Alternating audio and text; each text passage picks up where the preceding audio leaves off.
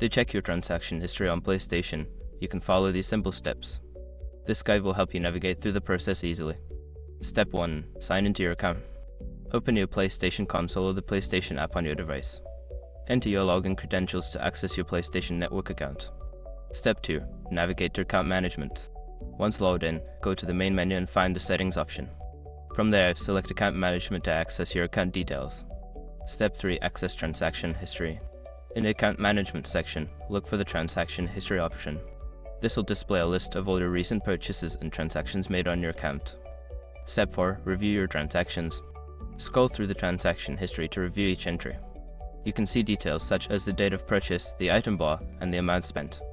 Step 5. Export or save information optional. If you need to keep a record of your transaction history, consider taking screenshots or writing down the details.